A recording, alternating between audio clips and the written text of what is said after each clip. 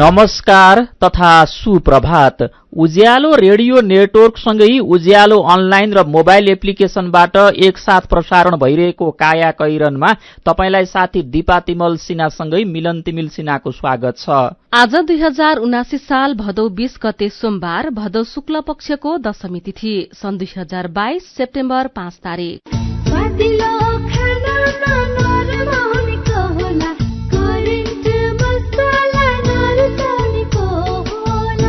काया कैरनको साथमा करेन्ट मसला र करेन्ट चिया, स्वादको झट्का। काया कैरन सुरु गरौं मुख्य खबरका शीर्षकहरूबाट।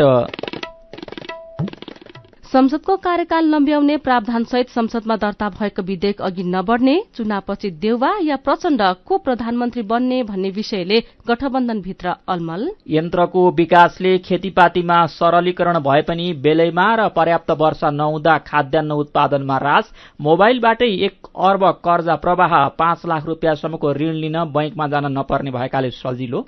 पालिकामा निर्वाचित केही जनप्रतिनिधिबाट उत्साहजनक शुरूआत, धेरै जनप्रतिनिधि अझै अलमलमै। निर्णय प्रक्रिया र कार्यान्वयनमा नागरिकको सहभागितालाई ध्यान दिन विज्ञको सुझाव। पाकिस्तानमा बाढ़ी प्रभावितमा स्वास्थ्य समस्या, 1,34,000 भन्दा धेरैलाई झाडा पखला, 47,000 भन्दा बढ़ी गर्भवती आश्रय शिविरमा बस्न बाध्य। र एशिया कप क्रिकेटको सुपर 4 मा पाकिस्तानसँग भारत 5 विकेटले पराजित। इंग्लिश प्रिमियर लीग फुटबलमा म्यानचेस्टर युनाइटेडले शीर्ष स्थानको आर्सेनललाई हरायो। वैदेशिक रोजगार न्याय सम्बन्धी जानकारी। वैदेशिक रोजगारमा जाने व्यक्ति ठगिएमा वा शोषणमा परेमा वैदेशिक रोजगार विभागमा वा आफ्नो जिल्लाको जिल्ला प्रशासन कार्यालयमा निवेदन दिनुपर्दछ। वैदेशिक रोजगार ठगी गर्ने व्यक्तिलाई 3 वर्षदेखि 7 वर्षसम्म कैद र 3 लाखदेखि 5 लाख रुपियाँसम्म जरिवाना सजाय हुन्छ। वैदेशिक रोजगारमा ठगिएको व्यक्तिले बुझाएको रकम र त्यसमा थप 50% हर्जना सहितको रकम पीडकबाट फिर्ता पाउँछन्। वैदेशिक रोजगार ठगीको विषयमा जहिले पनि उजुरी लाग्दछ। क्षतिपूर्तिसँग सम्बन्धित उजुरी 1 वर्षभित्रमा दिनुपर्दछ। वैदेशिक रोजगारमा जाँदा लाग्ने खर्च मेन पावरमा बुझाइ भरपाई लिएमा न्याय पाउन सजिलो हुन्छ। वैदेशिक रोजगारीको सिलसिलामा ठगिएमा वा उद्धार गर्नु परेमा, बेचबिखनमा परेमा वा तलब नपाई कानूनी सल्लाह र निशुल्क कानूनी सहायता चाहिएमा पिपुल फोरमको फोन नम्बर 01-4523-973 मा सम्पर्क गर्न सकिनेछ। आइरेक्सको सहयोगमा मानव अधिकारका लागि Janamanch, people forum, Kathmandu, Nepal.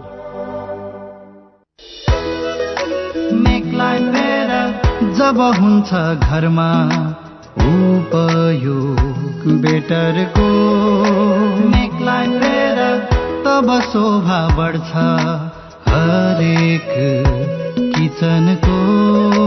Make life better, rice cooker होस् या प्रेसर कुकर, ग्यास चुलो होस् या रोटी मेकर, हिटर गिजर, पंखा, इन्डक्सन, मिक्सर, ग्राइन्डर, सबै टिकाउ छन्।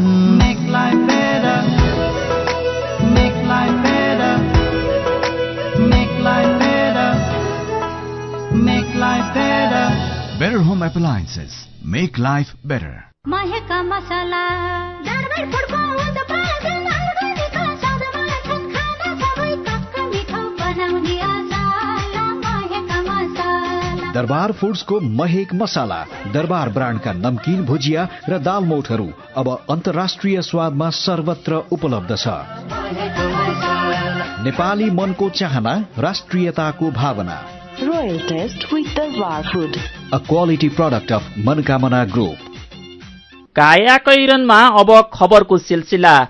प्रतिनिधि सभा र प्रदेश सभाको कार्यकाल लम्ब्याउने प्रावधानसहित संसदमा दर्ता गरिएको विधेयक अघि नबढ्ने भएको छ। विधेयकप्रति आलोचना बढेपछि प्रधानमन्त्री शेरबहादुर देउवाले कानून मन्त्री गोविन्द प्रसाद शर्मालाई मनोनयनको अघिल्लो दिनभन्दा बढ़ी कार्यकाल लम्ब्याउने गरी थालिएको कानून संशोधन प्रक्रिया रोक्न निर्देशन दिनुभएको खबर आजको कान्तिपुर दैनिकले छापेको छ। स्रोतका अनुसार प्रधानमन्त्री देउवा र माओवादी केन्द्रका अध्यक्ष पुष्पकमल दाहाल प्रचण्डबीच हिजो बिहान भएको छलफलमा प्रतिनिधि सभा र प्रदेश सभाको कार्यकाल लम्ब्याउने प्रावधानले विवाद बढाउने भन्दै विधेयक अघि नबढाउने सहमति भएको हो। हिजो दिउँसो सत्ता गठबन्धनको बैठक बसिरहेका बेला प्रधानमन्त्री देउवाले कानून मन्त्री शर्मालाई बोलाएर विधेयक अघि नबढाउने निर्देशन दिनुभएको हो। प्रतिनिधि सभामा शुक्रबार राति दर्ता भएको केही नेपाल ऐन संशोधन विधेयकमा प्रतिनिधि सभाको नयाँ निर्वाचन भई त्यस्तो सभाको पहिलो बैठक बसेको दिनदेखि अघिल्लो प्रतिनिधि सभाको कार्यकाल स्वतः समाप्त भएको मानिनेछ भनिएको छ। प्रदेशसभाका विषयमा पनि यही प्रावधान छ। मंसिर 4 मा हुने आम चुनावका लागि असोज 2 र 3 मा दलहरूले समानुपातिक तर्फका उम्मेद्वारको बन्द सूची पेश गर्ने तालिका छ। नयाँ निर्वाचनका लागि उम्मेद्वारी दर्ता अघि सांसद पदमुक्त हुनुपर्ने निर्वाचन आयोगको आचार संहितामा उल्लेख छ। यसैबीच सत्ता गठबन्धनमा चुनावी तालमेल मिलाउन 1 महिनादेखि छलफल चले पनि हिजोसम्म सहमति भएको छैन। गठबन्धन दलहरूले संघमा अधिकतम सीट दाबी गरेपछि सहमति हुन नसकेको हो। साउन 23 मा शुरू भएको गृह कार्य हिजोको बालुवाटार बैठकसम्म आइपुग्दा सीट र निर्वाचन क्षेत्र बाँडफाँडको मुद्दामा मात्रै केन्द्रित छैन। कांग्रेस सभापति समेत रहेका प्रधानमन्त्री शेरबहादुर देउवा र माओवादी अध्यक्ष पुष्पकमल दाहाल प्रचण्ड दुवैको चुनाव लगत्तै प्रधानमन्त्री बन्ने दाबी जोडिएको छ। प्रधानमन्त्रीका लागि कांग्रेसमा देउवाको विकल्प खोज्न नेता रामचन्द्र पौडेल र महामन्त्री गगन कुमार थापा समेत अघि सर्नु भएको छ। माओवादीमा भने प्रचण्डको विकल्पमा अघि सर्ने नेता छैनन्। यस्तै सीटको बाँडफाँडमा रस्साकस्सी गरिरहेका 5 दलीय गठबन्धनले आउँदो चुनावमा अघि सार्ने एजेन्डाका विषयमा अहिलेसम्म बहस थालेका छैनन्। फरक विचार र सिद्धान्त बोकेका गठबन्धन दलसँग चुनावमा नागरिकलाई आश्वस्त पार्ने एजेन्डाको समेत स्पष्ट चित्र देखिँदैन। निलम्बित प्रधान न्यायाधीश सोलेन्द्र शमशेर जबराले सशस्त्र प्रहरीका तत्कालीन डीआईजी रञ्जन कोइरालाको कैद घटाउने आफ्नो फैसलालाई लिएर महाअभियोग लागि आफूलाई आपत्ति नहुने बताउनु भएको छ। प्रतिनिधि सभाको महाअभियोग सिफारिश समितिमा हिजो बयान दिँदै जबराले कानूनले न्यायाधीशलाई दिएको विवेक प्रयोग गरेर आफूले कोइरालाको कैद सजाय घटाएको तर्क गर्नु भएको छ। हिजोको सुनवाईमा समिति सदस्यहरूले कोइरालाको सजाय घटाउने गैर कानूनी फैसला गरेको तथा त्यस विरूद्धको पुनरावलोकन निवेदनलाई सुनवाई नगरी निरन्तर पन्छाएको विषयमा जबरासँग जवाफ मागेका थिए। जबराले त्यो मुद्दाबारे मिडियाले आम मानिस र संसदमा समेत भ्रम फैलाएको दावी गर्नुभयो। तत्कालीन समयमा प्रचलनमा रहेको मुलुकी ऐनले न्यायाधीशहरूलाई सजाय घटाउन सक्ने गरी दिएको विवेकको अधिकार आफूले प्रयोग गरेको जबराको दावी थियो। गएको 15, 16 र हिजो बयान लिँदा पनि नसकिएपछि आगामी 25 गतेका लागि जबरालाई बोलाइएको छ। संस्कृति पर्यटन तथा नागरिक उड्डयन मन्त्री जीवनराम श्रेष्ठ शुक्रबार बिहान करिब 9:15 बजे श्रीमती मन्त्रालयका कर्मचारी सेना र प्रहरीबाट खटिएका अंगरक्षक सहित ठमेलमा रहेको क्यानेडियन भिसा सेन्टरमा पुग्नुभयो। त्यहाँ सेवाग्राहीको लाइन थियो। मन्त्रीको टोली लाइन मिचेर अघि बढ्न खोज्यो। ड्युटीमा खटिएका सुरक्षा इन्चार्ज शेरजङ गुरुङले रोक्दै सामान्य नागरिक जस्तै लाइनमा बस्न आग्रह गर्नुभयो। सुरक्षा गार्ड गुरुङले रोकेपछि मन्त्री श्रेष्ठको सुरक्षामा खटिएका नेपाल प्रहरीका नायब निरीक्षक सही रबिन कार्कीले उहाँ मन्त्रीज्यू हुनुहुन्छ, जान दिनुस् भन्नुभयो। प्रहरी स्रोतका अनुसार गुरुङले फेरि पनि लाइन नमिच्न आग्रह गर्नुभयो। गुरुङले मन्त्री आउने पूर्व जानकारी नभएको र नियम सबैका लागि बराबर रहेको भन्दै अगाडि बढ्न दिनु भएन। लाइनमा मन्त्री भन्दा अघि भिसा आवेदक अरू व्यक्ति पनि थिए। त्यसपछि स्थिति असहज बन्यो। लगत्तै मन्त्री श्रेष्ठ आफै गुरुङमाथि जाइलाग्नुभयो। श्रीमतीले रोक्न खोज्नुभयो तर मन्त्री रोकिनु भएन। अगाडि बढ्दै गुरुङलाई कुनामा लगेर घेरा हाल्नुभयो। भिसा सेन्टरका अर्का सुरक्षा गार्ड बीचमा उभिएपछि मन्त्री श्रेष्ठले गुरुङमाथि हात हाल्न पाउनु भएन। त्यसको केही बेरमा भित्रबाट मन्त्रीलाई मात्र आउन र बाँकी सबैलाई लाइनमा बस्न खबर आयो। श्रेष्ठले त्यहीबाट फोन गरेर सुरक्षा गार्डलाई पक्राउ गर्न माग गर्नुभयो। आफ्नो काम सकेर मन्त्रालय फर्किएका उहाँकै आदेशमा अंगरक्षक कार्कीलाई निवेदक बनाएर गुरुङ विरुद्ध जाहेरी दर्ता गरियो। जाहेरी गृह मन्त्रालय हुँदै प्रहरी प्रधान कार्यालय मार्फत प्रहरी विरुद्ध दरबार मार्गमा पुग्यो। प्रहरीले शुक्रबारै गुरुङलाई पक्राउ गर्यो। शनिबार कार्यालय बन्द भएका कारण हिजो मात्रै प्रहरीले गुरुङ विरुद्ध मन्त्रीमाथि अभद्र व्यवहार गरेको कसुरमा जिल्ला प्रशासन कार्यालय काठमाडौँबाट 5 दिन म्याद थप गरी अनुसन्धान अघि बढाएको छ। श्रमजीवीमाथि मन्त्रीको हैकम, नियम पालना गराउने सुरक्षा गार्ड थुनामा आजका पत्रिकाहरूमा खबर छ। काया कैरनमा रिपोर्टसँगै खबरहरू बाँकी नै छन्, सुन्दै गर्नुहोला। सुरक्षित र समृद्ध होस् जिन्दगीको सेरोफेरो, भोलिको लागि सोच्नु पर्ने कर्तव्य हो तिम्रो मेरो। दुःख हुन भोलिलाई बिमा गरौँ है। नेसनल लाइफ इन्सुरेन्स 35 वर्षदेखि सञ्चालनरत नेपालकै पहिलो अग्रणी जीवन बीमा कम्पनी, नेपाल सरकारको पूर्ण स्वामित्व रहेको राष्ट्रिय वाणिज्य बैंक प्रवर्धक रहेको national life insurance company, Lazimpat, Kathmandu. Hello, ओए भोइस आयो भोइस। आइरहेछ तेरो भोइस। कति एक्साइटेड भएको? मेरो भोइस होइन नि, नेपालको most awaited singing reality show the voice of Nepal season 5 के, त्यही भएर एक्साइटेड भएको। ए हो र? कहिलेबाट आउँछ सिजन 4 टिभीमा? भाद्र 24 गतिबाट हरेक शुक्रबार र शनिबार आउँछ हिमालय टिभीमा।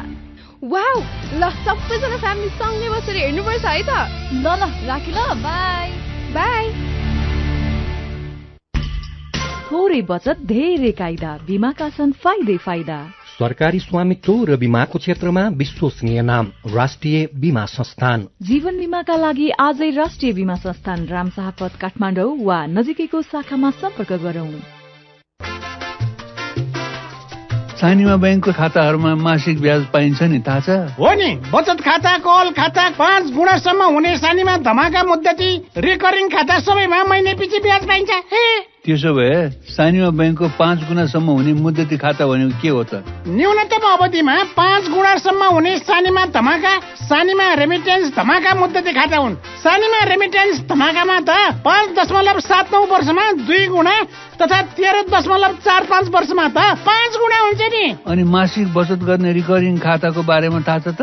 किन नहुनु, मासिक प्राप्त हुने ब्याज तथा किस्ता रकम मुद्दतीमा नै क्रमिक रूपमा जम्मा हुने रिकरिङ खाता हो। यसमा भविष्यमा ब्याज दर घट्ने चिन्ता पनि हुँदैन। अनि उच्च प्रतिफल पाउने खाता चाहिँ रिकरिङ खाता तथा 5 गुणासम्म हुने मुद्दती खाताहरू हुन्। बचतमा नि, बचतमा सानीमा सुपर सेभिङमा त 8.03% ब्याजका साथै रु 5,000 सम्मको निशुल्क होल बडी चेकअप सुविधा पाइन्छ। धेरै बुझेका रहेछौ।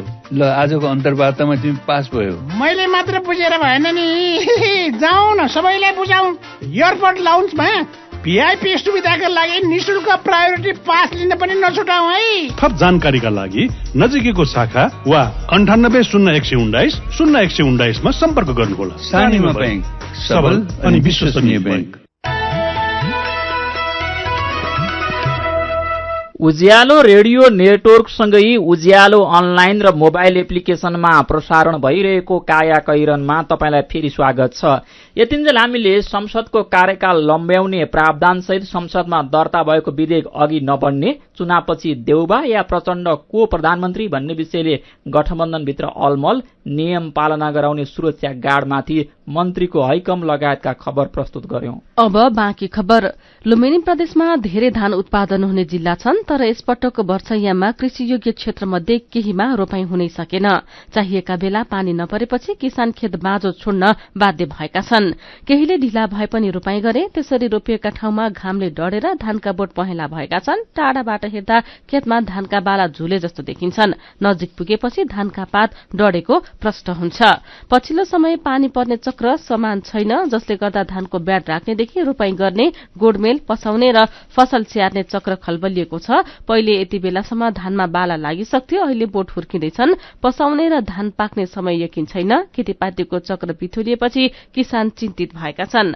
आकाशे पानीको भरमा हुने खेतीबाट पार लाग्न नसकिने कृषि विज्ञ गोविन्द केसी बताउनुहुन्छ। मौसममा यसरी उतार चढ़ाव हुने र किसानले परम्परागत खेती प्रणाली नछोड्ने हो भने उत्पादनमा ह्रास आउने उहाँको विश्लेषण छ। कृषिमा यान्त्रिकीकरण बढ्दा सजिलो भयो। कृषि ज्ञान केन्द्र कपिलवस्तुका कृषि अधिकृत वासुदेव पौडेलले भन्नुभएको छ। यसले बाली लगाउने चक्र अघि आएको छ। खाद्यान्न बाली लगाउने समय 1 महिना अगाडि आएको छ। 8-10 वर्ष अघिसम्म असार नलाग्दा धान रोपिन्थेन, अहिले जेठमै रोपाई शुरू हुन्छ। असारमा भ्याइसकिन्छ। कतै कतै मात्र साउन आधा आधीसम्म रोपाई गर्ने उहाँले बताउनु भएको छ। जलवायु परिवर्तनको असर पनि हो बाली चक्र अघि आउनु। कृषि ज्ञान केन्द्र प्रमुख डाक्टर रविन्द्र चौबेले भन्नुभएको छ। प्रविधिको विकासले सजिलो बनाए पनि उत्पादन लागत बढेको छ। प्रविधिको विकासले 25-30% उत्पादन बढे पनि खर्च 60% सम्म बढेको उहाँले बताउनु भएको छ। यस्तै बाँके र बर्दियामा धान पसाउने बेला भयो तर अहिलेसम्म घाँस लाग्न सकेको छैन। बाँकेको नरैनापुरमा रोपो सुकेको छ। यसपालि वर्षे झरी नभएकाले यस्तो समस्या आएको हो। यसैबीच सरकारले कृषि बाली तथा उपजको उत्पादकत्व बढ़ाउन योजना बनाए पनि प्रगति भने सुस्त देखिएको छ। सरकारी एक तथ्याङ्क अनुसार कृषि उपजमा 15औं योजनाको लक्ष्य भेट्टाउन कठिन छ। कृषि तथा पशुपक्षी विकास मन्त्रालयका अनुसार मुख्य बालीका रूपमा रहेको धानको उत्पादकत्व आधार वर्षभन्दा झनै कम देखिएको छ। धान बाहेक मकैको अवस्था पनि सन्तोषजनक छैन। उत्पादकत्वमा प्रगति नहुँदा आयात पनि वर्षेनी बढ्दो छ। मन्त्रालयले तयार पारेको विवरण अनुसार कृषि बाली आयातमा वर्षेनी खर्बौं रुपैयाँ बाहिरिएको छ। आजको कान्तिपुर दैनिकले खबर छापेको छ। तपाईंलाई 5 लाख रुपियाँ ऋण चाहियो भने बैंकबाट कसरी लिनुहुन्छ? अब तपाईं पक्कै सोच्न थाल्नुभयो धितो जमानी के राख्ने, को हुने, कागजात के बुझाउने। तर थाहा छ बैंक नै नगई निवेदन मोबाइल एपमा प्रविष्ट गरेमा त्यसमाबाट पनि ऋण पाउन सकिन्छ, त्यो पनि छिटै। यो फोन लोन सेवा हो। अहिले नबिल, कुमारी, लक्ष्मी, मेगा, प्रभु, माछापुछे र सिटिजन्स लगायतका 7 बैंकमा यो सुविधा छ। डिजिटल लेन्डिङ सर्भिस अर्थात मोबाइलबाटै कर्जा दिने सुविधा अन्तर्गतको बैंकहरूले पछिल्लो 2 वर्षमा करिब 1 अर्ब रुपियाँ कर्जा प्रवाह गरेका छन्। 7 वाणिज्य बैंकले भुक्तानी सेवा प्रदायक संस्था फोन लोन मार्फत मोबाइलबाट कर्जा प्रवाहको सुविधा दिइरहेका हुन्। फोन लोनबाट अहिलेसम्म 85 करोड़ 90 लाख रुपियाँ कर्जा वितरण भइसकेको छ। नेपाल राष्ट्र बैंकले गएको माघमा लागू गरेको डिजिटल लेन्डिङ सम्बन्धी मार्गदर्शनमा बैंक तथा वित्तीय संस्थाहरूले बढ़ीमा 5 लाख रुपियाँसम्म ऋण मोबाइलबाटै उपलब्ध गराउन सक्ने उल्लेख छ। त्यसको अर्थ सेवाग्राहीले 5 लाख रुपियाँसम्मको ऋण लिन बैंकमा गएर फारम भरिरहनु पर्दैन, धितो पनि चाहिँदैन। भौतिक उपस्थिति बिना प्रविधिमा आधारित भई कर्जा सेवा प्रवाह गर्दा संस्था र सेवाग्राहीको श्रम, समय र लागत पनि बचत हुने मार्गनिर्देशनमा भनिएको छ। तर अहिले फोन लोनको सुविधा भएका बैंकहरूले दिनको 1000 देखि महिनामा 2 लाख रुपियाँसम्मको ऋण मात्रै दिइरहेका छन्। पालिका सरकारको नेतृत्व गरेका जनप्रतिनिधिले 100 दिनको कार्यकाल पूरा गरिसकेका छन्। गएको वैशाख 30 गते पालिकामा नयाँ जनप्रतिनिधि चुन्न मतदान भएको थियो। चुनावबाट निर्वाचित जनप्रतिनिधिको कार्यकाल 5 वर्षको हुन्छ। अहिले 100 दिन बिताइसकेका केही पालिकाका प्रमुखले आफ्नो नेतृत्वमा भएका काम सार्वजनिक समेत गरेका छन्। समग्रमा 753 वटै पालिकामा जनप्रतिनिधिबाट 100 दिनमा भए गरेका कामलाई कसरी समीक्षा गर्न सकिन्छ भनेर साथी मदन पौड्यालले स्थानीय शासनका विज्ञ कृष्ण सापकोटालाई सोध्नु भएको छ। अब अहिले उहाँहरूले प्रारम्भिक चरणका गर्नै पर्ने कामहरू कति गर्नुभयो भन्ने कुरा महत्त्वपूर्ण कुरा हो। उहाँहरूले सबभन्दा पहिले चाहिँ योजना र बजेट पारित गर्नुपर्छ। अब जसले गर्नुभयो त्यो उहाँहरूले राम्रो गर्नुभयो भन्ने लाग्छ। सामान्य रूपमा भन्दा अब केही पालिकाहरूले बजेट नल्याएको कुरा मैले सुनेको छु, त्यो राम्रो कुरा होइन। उहाँहरूले गर्न सक्नुपर्छ त्यस्तो कुराहरू। अब केही पालिकाहरूले चाहिँ अब सरकारी जग्गाको संरक्षणको कुरा, सार्वजनिक जग्गाको संरक्षणको कुरा काठमाडौँ लगायतका नगरपालिकाहरूले सुरु गरेका छन्। त्यो सकारात्मक कुरा हो भन्ने लाग्छ मलाई होइन। उहाँहरूले काम गर्दाखेरिमा अलिक पार्टिसिपेटरी एप्रोच भएर गर्नुपर्ने हो। त्यो कुरा चाहिँ अलिक कमी भयो कि जस्तो लाग्छ मलाई होइन। 753 पालिका मध्ये तपाईँले सुरुवातमै जोड्नुभयो केही पालिकामा अझै पनि योजना, नीति तथा कार्यक्रमहरू, बजेट पारित हुन सकेका छैनन्। ती केही पालिकाको सन्दर्भ रह्यो। त्यसै गरी अहिले काठमाडौँ, धरान सहित केही महानगर, उपमहानगरको पनि चर्चा छ।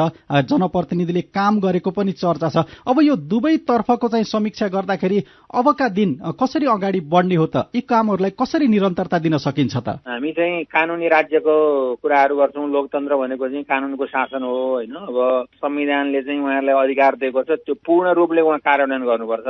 अब केही अलमलमा भएको देख्छु म स्थानीय सरकारहरू अब एउटा साझा अधिकारको सन्दर्भमा चाहिँ संघले प्रदेशले कानुन नबनाइकन गर्न पाइँदैन भने जस्तो उहाँहरूको यो अनुमानका कुराहरूबाट उहाँहरू चल्नु भएको छ। त्यस्तो होइन। संघ र प्रदेशले साझा कानुन सम्बन्धी बनाएको छैन भने पनि उहाँहरूले आफैले बनाएर काम गर्न सक्नुहुन्छ। त्यो उहाँहरूलाई अधिकार छ। स्थानीय सरकार भने चाहिँ सहभागितामूलक शासन प्रणाली हो। सम्भव भएसम्म हर निर्णय प्रक्रियामा जनताको सहभागिता गर्दै लैजानु पर्दछ। त्यसो गर्दाखेरिमा चाहिँ उहाँहरूको काम पनि राम्रोसँग अगाडि बढ्न सक्छ। दिगो विकासको कुराहरू पनि हुन सक्छ। जनताले स्वामित्व लिन सक्ने कुरा पनि हुन्छ। त्यो कुरामा चाहिँ अब उहाँहरू जानु पर्यो र अब उहाँहरूको पहिलो काम भनेको चाहिँ विगतमा धेरै स्थानीय सरकारले कतिपयले राम्रै काम त गरे तर गर्दा गर्दै पनि उहाँहरूले गर्नुपर्ने काम कहीँ न काम उहाँहरूले गर्न नगरिकन जानुभएको छ। जस्तो चाहिँ अब आफ्नो पालिकाको प्रोफाइल बनाउने खालको कुराहरू, अनि त्यो प्रोफाइलमा आधारित भएर चाहिँ आवश्यक योजना बनाउनु पर्ने कुराहरू, सँगसँगै उहाँहरूले चाहिँ गुरु योजना बनाएर जानुपर्ने कुराहरू होइन, यसरी बनाएर उहाँहरू चाहिँ एउटा चाहिँ नियमसँग ढङ्गले उहाँहरू जानुपर्ने हुन्छ।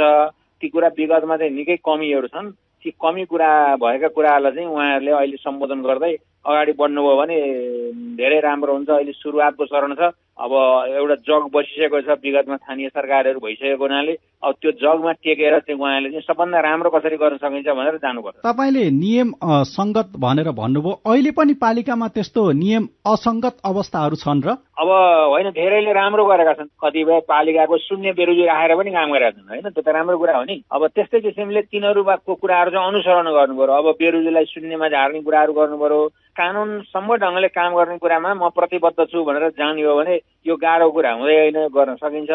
त्यसैले अब सबैले चाहिँ कानुनलाई चाहिँ सम्मान गर्दै यो विधिको शासनलाई स्थापित गरेर जानुपर्छ। त्यो नै उहाँहरूको कर्तव्य पनि हो र दायित्व पनि हो भन्ने लाग्छ मलाई। उहाँ हुनुहुन्थ्यो स्थानीय शासनका विज्ञ कृष्ण सापकोटा। काया कैरनमा मेरो पनि भन्नु छ र कार्टुनसँगै खबरको सिलसिला बाँकी नै छ, सुन्दै गर्नुहोला। अत्याधुनिक प्रविधिका साथ वरिष्ठ दन्त चिकित्सकबाट दाँत सम्बन्धी सम्पूर्ण उपचार अब ग्वारको ललितपुरमा रहेको आध्या डेन्टलबाट। दाँत भर्ने, दाँत हाल्ने, आरसीटी, दाँत निकाल्ने, दाँत सफा गर्नेदेखि दाँत नभएको ठाउँमा दाँत राख्ने इम्प्लान्ट प्रविधि तथा इन्भिजिलाइन प्रविधिबाट तार नहाली दाँत सिधा गर्ने लगायतका सेवाका लागि सम्झनुहोस् Aadhya dental and implant centre, neuro centre building, Gwarko Chowk, Lalitpur. Koteshwor जाने बस स्टप सँगै। सम्पर्क नम्बर 01-555-4429 9849962008 980202 मिठो मिठो खानाले कसको मन नाच्ला, स्वादिलो खानामा नरम हुनेको होला, करेन्ट मसलामा भरेको, करेन्ट मसला नरुचाउनेको होला। Hygienic, tasty and fresh Trimurti industries private limited Rupandehi बुटवलद्वारा उत्पादित करेन्ट चिकन मसला, सब्जी मसला, चाउमिन मसला, मोमो मसला, चाट मसला, गरम मसला र अन्य विभिन्न मसलाहरू। करेन्ट मसला, स्वादको झट्का। अन्तर्राष्ट्रिय स्तरको आँखा अस्पताल दृष्टि आँखा केन्द्र कलंकीमा बिना इन्जेक्सन मोतीबिन्दुको शल्यक्रिया, मधुमेहका बिरामीको पर्दाको परीक्षण तथा शल्यक्रिया, जलबिन्दुको उपचार तथा शल्यक्रिया, अल्छी आँखाको उपचार, साथै दृष्टि आँखा अस्पताल कलंकीमा नाक, कान तथा घाँटीको सम्पूर्ण उपचार तथा शल्यक्रिया सेवा।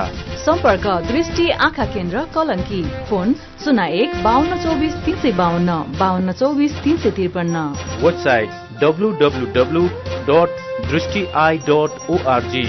हाम्रा शाखाहरू काठमाडौँको जमल, चाबहिल, नयाँ बानेश्वर तथा टोखामा पनि। सबैका लागि दृष्टि, सधैँका लागि दृष्टि। उज्यालो रेडियो नेटवर्क मार्फत देशभरिका विभिन्न एफएम स्टेशन तथा उज्यालो अनलाइन र मोबाइल एप्लिकेशनमा प्रसारण भइरहेको काया कैरनमा तपाईंलाई फेरि स्वागत छ। अब बाँकी खबर।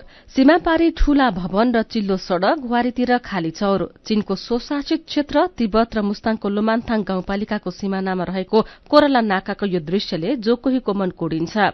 लोमान्थाङ गाउँपालिकाका अध्यक्ष टसी नुर्बु गुरूङले कोरला नाकामा माथिल्लो सरकारको उपस्थितिमाथि प्रश्न तिर्साउनुभयो। उता शहर नै जतिको संरचना खड़ा भइसकेको छ, यता नेपाली झण्डा पनि झुन्ड्याउन सकिएको छैन। उहाँले भन्नुभयो, एउटा झण्डा हामी झुन्ड्याउँछौं, अरू संरचना संघीय सरकारले बनाओस्। कोरला नाका खोल्ने सम्बन्धमा पटक पटक बहस हुने गरे पनि ठोस पहल सरकारी स्तरबाट नभएको हिजो पोखरामा मुस्ताङका जनप्रतिनिधिले गुनासो गरेका छन्। लोघिगर दामोदर कुण्ड गाउँपालिकाका लोप्साङ छेम्पेल विष्ट व्यापारिक मात्र नभई पर्यटकीय दृष्टिकोणले पनि कोरला नाका महत्वपूर्ण भएको बताउनुहुन्छ। कोरला नाका सञ्चालन हुँदा उत्तर दक्षिण जोड्ने सबैभन्दा छोटो बाटो कोरला त्रिवेणी सड़क हुने उहाँले बताउनुभयो। कोरलाबाट 45 किलोमिटरमा तिब्बतको ढोङबासेन छ, त्यहाँबाट 600 किलोमिटर सड़क यात्राबाट मानसरोवर पुगिन्छ। उहाँले भन्नुभयो नाका खोल्न सके नेपालबाट कैलाश जाने सबैभन्दा छोटो बाटो यही हुन्छ। गण्डकी प्रदेशका मुख्यमन्त्री कृष्णचन्द्र नेपाली पोखरेलले आउँदो 31 गते हुने प्रधानमन्त्रीसँगको बैठकमा नाका खोल्ने सम्बन्धमा प्रस्ताव राख्ने बताउनु भएको छ। मेरो पनि भन्नु छ। चीनको नाका नखुल्दा आउँदो दशैंमा नेपालमा लत्ता कपडा महँगो हुन सक्ने शीर्षकको खबर उज्यालो अनलाइनमा पढेर दुर्गानारायण सापकोटाको प्रतिक्रिया छ। नेपालले चीनलाई प्रष्ट रूपमा आफ्नो समस्या भन्न नसक्दा र दरिलो कूटनीति नहुँदाको नतिजा हो यो। यति लामो समयदेखि सामान अड्किँदा पनि सरकार किन मौन बस्न सकेको होला? यही विषयमा इन्द्र शर्मा लेख्नुहुन्छ, चाडबाडको बेला त लत्ता कपडा यसै पनि महँगो हुन्छ। झन् चीनको नाका नखुल्दा यो पटक त भाउ पक्कै छोइसक्नु हुँदैन होला। व्यापारीलाई घाटा भए पनि धेरै महँगो भयो भने त पुरानै कपडा लगाएर दशैं मनाउनु पर्ला। सबिना गुरागाई लेख्नुहुन्छ, चीनको नाका नखुलेर सामान महँगो भयो भन्ने बहाना मात्रै हो।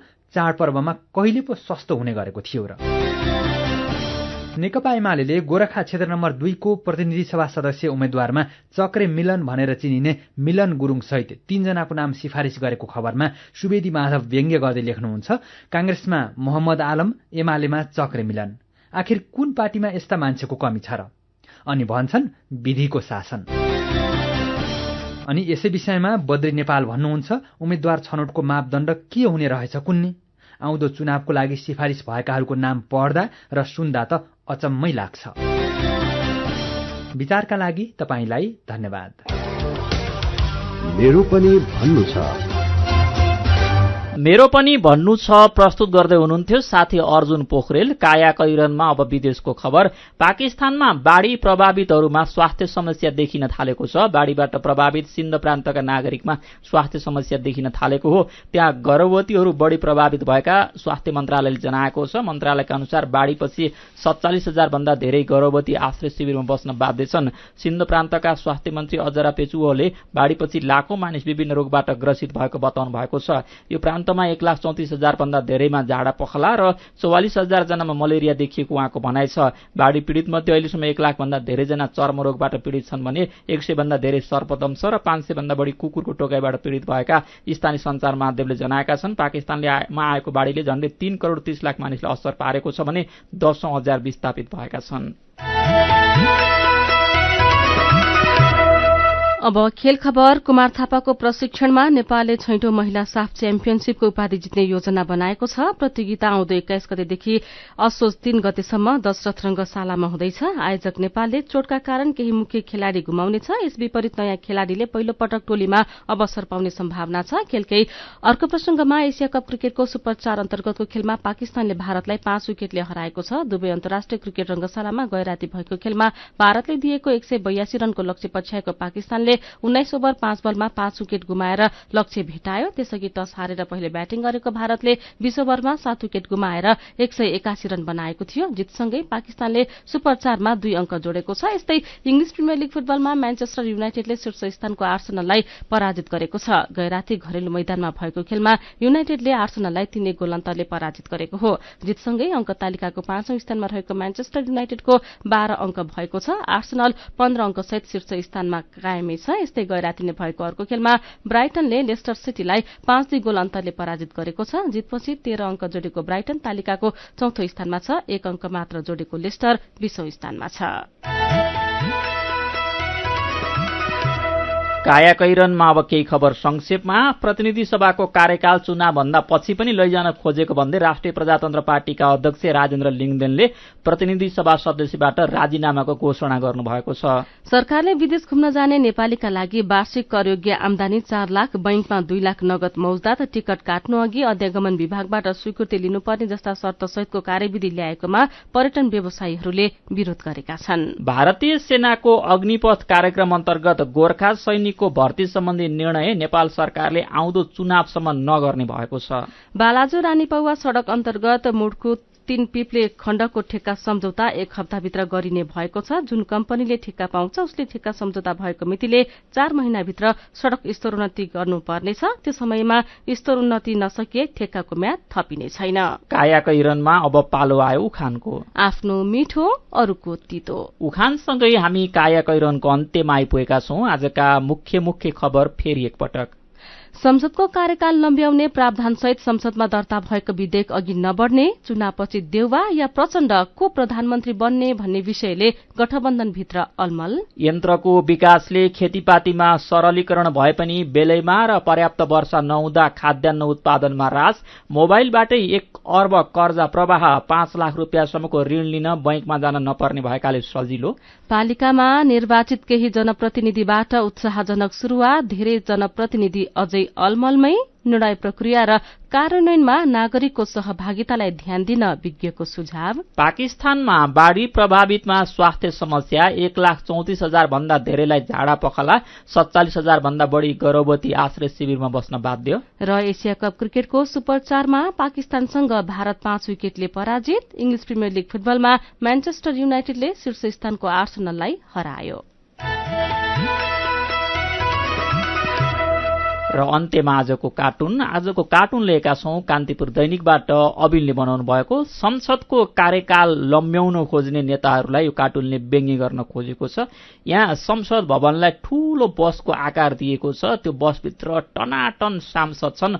अगाडि बस स्टप जस्तो ठाउँमा निर्वाचन आयोगका मान्छे जस्ता देखिने मान्छेले भन्दैछन्, लौ आइपुग्यो झरम झरम। अनि संसद रूपी बसभित्र रमाइरहेका यात्रु रूपी सांसद भन्दैछन्, नाइ हामीलाई पुग्या छैन। आजको कायाको हिरन सकिएको छ। उज्यालो मोबाइल र अनलाइनमा प्रसारण भइरहेको रेडियो र अनलाइनका सामग्री भाइबरमा पनि उपलब्ध छन्। कायाको हिरनबाट प्राविधिक साथी प्रवीण श्रेष्ठसँगै हामी पनि बिदा माग्छौं। घर बाहिर निस्कने बेलामा मास्क लगाउन नबिर्सौं। नमस्कार।